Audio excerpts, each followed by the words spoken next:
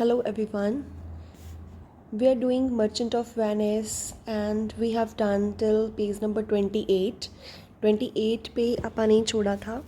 यहाँ पर डायलॉग था नेरेसा का. यहाँ से अपन ने शुरू करना है. यहाँ पे उससे पहले तक उसने प्रिंस जो है नेपोलिटन प्रिंस के बारे में पूछा था और पोर्शिया के आंसर के बाद यहाँ पर हमने छोड़ा था पेज नंबर 28 पर. नेरेसा के डायलॉग से अपन ने शुरू करना है. यहाँ पे नेरेसा वन बाय वन प्रिंसेस के बारे में, सूटर्स के बारे में पूछ रही है. उनके नाम नेरेसा ले रही है और उसके बाद पोर्शिया जो है उस अपनी आंसर दे रही है, डिस्क्रिप्शन दे रही है कि वो प्रिंस उनको कैसे लगे. तो यहाँ पे नेक्स्ट वो किसके बारे में पूछ रही है? County palatine. वो कह रही है Nerissa, then there is the county palatine. वो कह रही है फिर वो वहाँ कौन थे? एक काउंटी पैलेंटाइन थे, वो आपको कैसे लगे? Then he doth nothing but frown. Frown होता है गुस्सा दिखाना. Frown as who should say, कि वो कुछ नहीं करता था. ही डॉथ नथिंग, वो कुछ नहीं करता था. बट फ्रॉन, सिर्फ अपने गुस्सा ही दिखाता रहता था. एज हु शुड से, ऐसे लग रहा था मानो वो कहना चाहता है. If you will not have me choose, मान लो मुझे ऐसा लगता था कि वो ऐसे कहना चाहता है कि अगर तुम मुझे चूज़ नहीं करती, मुझे पसंद नहीं करती. ही हियर्स मैरिट, मुझे पसंद नहीं करती तो क्या है, उससे कोई फ़र्क नहीं पड़ता. ऐसा लगता है कि वो ये कहना चाहता है. इस तरह के तेवर दिखाता था वो. He hears merry tales. Merry मतलब हैप्पी.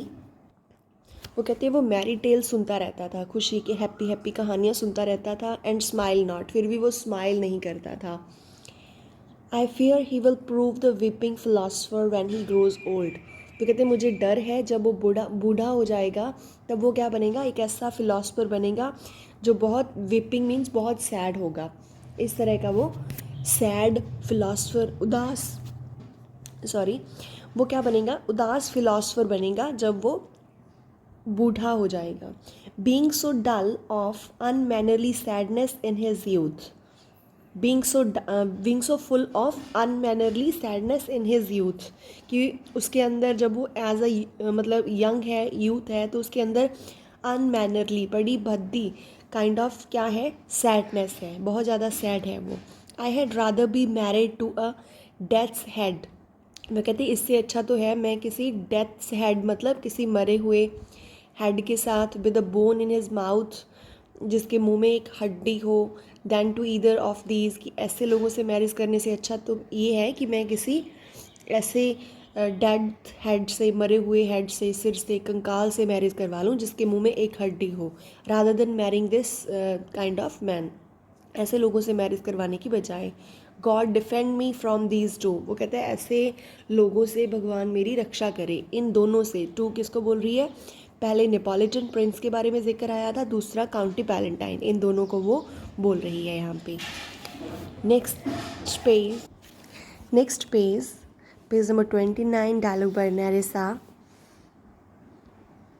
यहाँ पे how say you by the French lord Monsieur Le Bon. तो वो कहते हैं फ्रेंच से एक लॉर्ड आए थे जिनका नाम था मॉन्जियर ली बॉन. उनके बारे में तुम क्या कहोगी? Then Portia, God made him. उसे भगवान ने बनाया था. गॉड मेड हिम, क्योंकि उसे भगवान ने बनाया था इसलिए. एंड देयरफॉर, इसलिए. Let him pass for a man, इसलिए कहते हैं let him pass for a man, कि उसे एक आदमी, एक ह्यूमन बीइंग की तरह ही ले सकते हैं क्योंकि उसे भगवान ने बनाया था. सो इन ट्रुथ, कि सच्चाई तो ये है कि सच में, I know it is a sin to be a mocker. Mock होता है, मॉक करना होता है मजाक उड़ाना. मॉकर होता है मजाक उड़ाने वाला. वो कहती है मुझे पता है, सिन मतलब पाप, कि मुझे पता है कि ये पाप होता है एक मॉकर बनना, किसी का मजाक उड़ाने वाला बनना. बट ही, पर वो, why he had a horse better than the Neapolitans. Better क्यों था उसके पास, मतलब घोड़ा क्यों था? नेपोलिटन से बेटर घोड़ा क्यों था? A better bad habit of frowning गुस्सा दिखाना, उससे भी ज़्यादा गुस्सा ये दिखाता था. देन द काउंटी पैलेंटाइन से भी ज़्यादा गुस्सा दिखाता था. और किससे बेटर हॉर्स था इसके पास? नेपोलिटन प्रिंस से बेटर हॉर्स था. देन द काउंट पैलेंटाइन से ज़्यादा गुस्से वाली आदत थी इसकी. He is every man and no man. वो कहते हैं सभी लोगों की आते थी इसमें। इन थ्रॉस्टाइल सिंग, थ्रॉस्टल होती है sparrow, throstle Singh.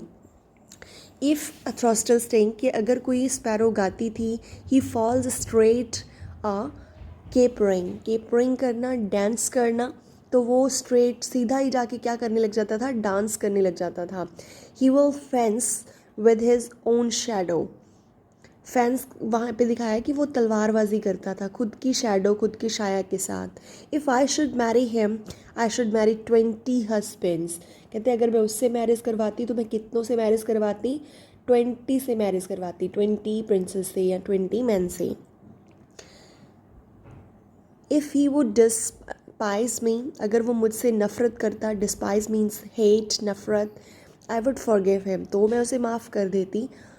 For if he love me to madness, अगर वो मुझसे बहुत ज़्यादा प्यार करता, आई शिल नेवर रिक्वाइट हिम, रिक्वाइट करना पे बैक करना, वापस से पे करना, तो मैं उसे वापस उतना प्यार नहीं दे पाती। अगर वो नफ़रत करता तो मैं उसे माफ़ कर देती। Next Nerissa, what say you then to Falconbridge, Falconbridge के बारे में क्या कहोगी, the young baron of Falconbridge, जो यंग बैरन था फैल्कन ब्रिज का, उसके बारे में तुम क्या कहोगी। बैरन होता है नवाब। देन नेरेसा के बाद पोर्शिया उसका आंसर दे रही है, you know I say nothing to him for he understands not me, वो कहते तुम्हें पता है मैंने तो उसे कुछ ही नहीं कहा, ना ही मैं उसे कुछ कह नहीं सकती थी, ठीक है, मैं उसे कुछ नहीं कहती हूँ। फॉर ही अंडरस्टैंड्स नॉट मी, क्यों, क्योंकि वो मुझे समझता ही नहीं था, सॉरी, क्योंकि वो मुझे समझता नहीं है, इसलिए मैं उसके बारे में कुछ नहीं कहूँगी, मैंने उससे कुछ नहीं कहा है। नॉर आई हिम, ना उसने मुझे कुछ कहा है, ना ही मैंने उसे कुछ कहा है। He hath neither Latin French, कहते हैं Latin French nor Italian, and you will come into the court and swear that I have a poor pennyworth in the English.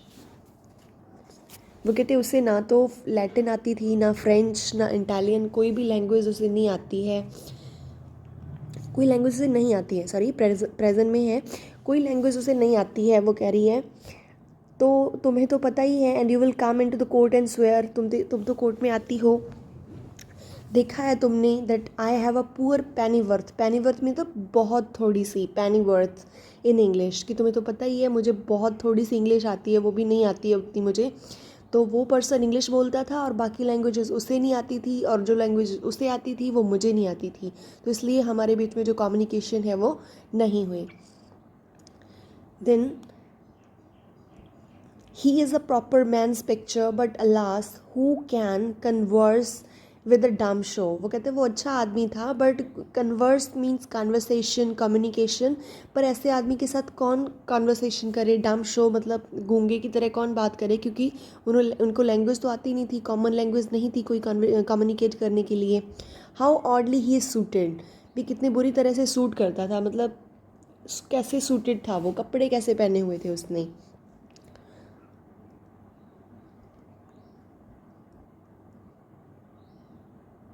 I think he bought his doublet, doublet jacket in Italy, मुझे लग रहा है कि उसने अपनी jacket Italy से ली। His round hose in France, round hose means उसने अपनी पैंट फ्रांस से ली। एंड हिज बॉनेट मीन्स उसकी जो राउंड कैप थी, गोल टोपी थी, इन जर्मन, वो उन्होंने जर्मन से ली थी। एंड हिज बिहेवियर एवरीवेयर, और उसका जो बिहेवियर, उसका जो व्यवहार था वो हर जगह से लिया हुआ था उसने। नेरिसा, नेक्स्ट नेरिसा,